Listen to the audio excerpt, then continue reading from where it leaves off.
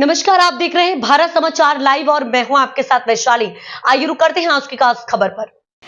अरावली जिला कांग्रेस कमेटी की एक महत्वपूर्ण बैठक आज नरसिम्हा धाम में जिला कांग्रेस अधीक्षक अरुण पटेल की अध्यक्षता में आयोजित की गई। बैठक में बड़ी संख्या में जिला एवं तालुका स्थल के नेता, पदाधिकारी एवं कार्यकर्ता उपस्थित थे।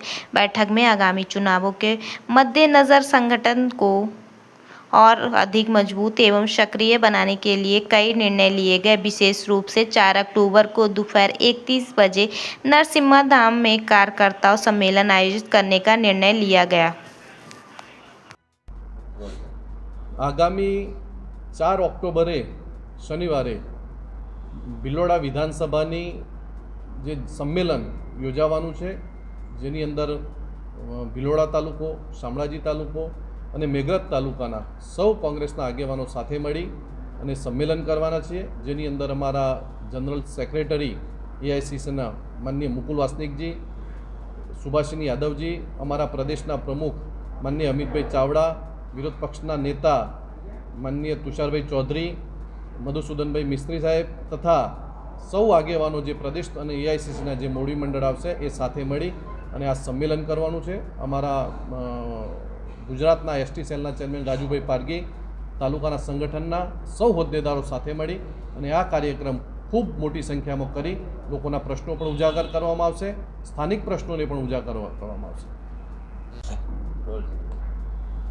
લોકસભાના વિરોધ પક્ષના નેતા અને જનનાયક આદરણીય રાહુલ ગાંધીજીએ જે ચૂંટણી પંચ અને ભારતીય જનતા પાર્ટીની મિલીભગતથી જે વોટ ચોરી પકડી અને વોટ ચોરીનો મુદ્દો આખા દેશમાં જ્યારે ગુંજી રહ્યો છે, ત્યારે એઆઈસીસી દ્વારા દરેક જિલ્લા મથકે આગામી તારીખ 3 ઓક્ટોબરથી લઈ અને 10 ઓક્ટોબર સુધી મંડળ, સેક્ટર અને ગામે ગામ જઈ અને દરેક બૂથ વાઇઝ 100 લોકોની સહી ઝુંબેશ કરવાની જાહેરાત કરી છે। ત્યારે અરવલ્લી જિલ્લા કોંગ્રેસ સમિતિ દ્વારા આગામી 3જી તારીખથી 10મી ઓક્ટોબર સુધી અમારા જિલ્લાના સૌ આગેવાનો સાથે મળી અને દરેક બૂથ વાઇઝ જશે, બૂથ વાઇઝ જઈ લોકોનો સંપર્ક કરશે, સાચા અર્થમાં લોકોને સમજાવશે કે ભાઈ વોટ ચોરી શું છે અને વોટ ચોરી દ્વારા જે નુકસાન કરી અને ભારતીય જનતા પાર્ટી જે ખોટી રીતે સત્તામાં આવી છે એ ઉજાગર કરશે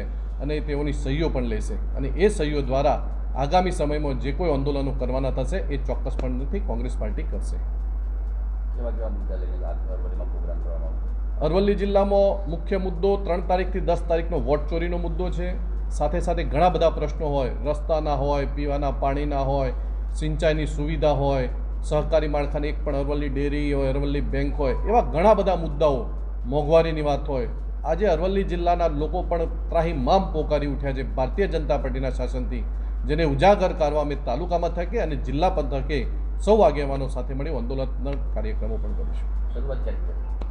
શરૂઆત અમારી આવતીકાલ પરમ દિવસે 3 તારીખથી શરૂઆત થશે, 10 તારીખ સુધી ચાલશે અને વારંવાર અવારનવાર જે પ્રોગ્રામો અને જે કાર્યક્રમો હશે એ અગાઉની રણનીતિ મુજબ કાર્યક્રમો થશે।